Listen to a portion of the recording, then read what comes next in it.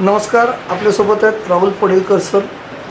Municipal cooperative बँकेमध्ये ते सेवा देतात आणि आता त्यांनी विजय प्राप्त केलेला आहे.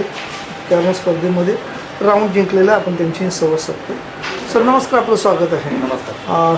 साधारणतः आजचा दिवस तुम्हाला कसं वाटतं? आज तुम्ही चांगला एक स्पर्धात्मक असा कॅरमचं राऊंड जिंकला, स्पर्धा जिंकली म्हणजे राऊंड जिंकला. हां सर, आता तुम्ही खेळत होतात, उत्तम तुम्ही खेळलात आणि त्या प्रतिस्पर्ध्याला वर मात करत तुम्ही राऊंड जिंकला. साधारणतः तुम्हाला गेम कसा वाटला? ठीक आहे, बऱ्यापैकी चांगला गेम झालेला.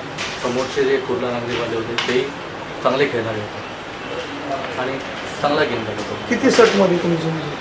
पहिला सेट 4चा होता, त्यात मी 3मध्ये जिंकलो. सेकंड सेट त्याच्यातही 3मध्येच जिंकलो. थर्ड सेटमध्ये पण 2मध्ये गेम होता. मग आता तुम्ही सेमीफायनलला गेलात की नाही? अजून आहेत, अजून राऊंड आहेत आमचे. अजून किती राऊंड बाकी आहेत? अजून 2 असतील, 2 किंवा 3. म्हणजे फायनल कधी होईल ती? फायनल 3 तारखेला होईल. 3 तारीखला. म्हणजे टोटल किती राऊंड खेळल्याच्या नंतर तुम्ही सेमीफायनलला जाता? त्याच्यानंतर 4 राऊंड सेमीफायनल आणि तिथून मग फायनल.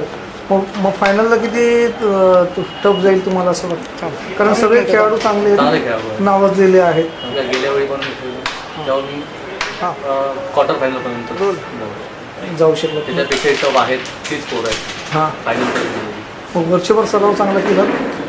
खेळायला काय काम करता बँकेमध्ये?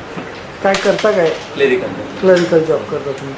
कोऑपरेटिव्ह कोणत्या ब्रांचला आहात तुम्ही? हेड ऑफिसला. मुंबई महानगरपालिकेच्या मुख्यालयामध्ये जी ब्रांच आहे तळमधल्याला, तिथे सर हे कार्यरत आहेत आणि त्यातही त्यांना खेळण्यासाठी वेळ मिळत नाही. घरी तर तुमच्याकडे कॅरम असेल? कॅरम नाही आहे. ते वर्षातून वन टाईम स्पर्धेला येतात, ते स्पर्धेचा आनंद घेतात, थोडं तणावमुक्त बँकेसाठी आम्ही हां बँकेचं नाव पुढे करायसाठी. मग यावेळेला तुम्हाला फायनल मारायला अशी अपेक्षा आहे?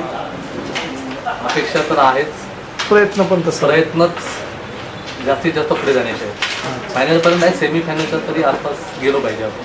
हां सर, फायनल मागवतो. तुम्हाला आणि तुमचे प्रतिस्पर्धी नेमके कोण असतील माहीत नाही, पण दोघांनाही तुम्हाला शुभेच्छा. उत्तम खेळा, जिंका आणि तुमच्या बँकेचं आणि पर्यायाने स्पर्धेचं नाव मोठं करा. धन्यवाद सर.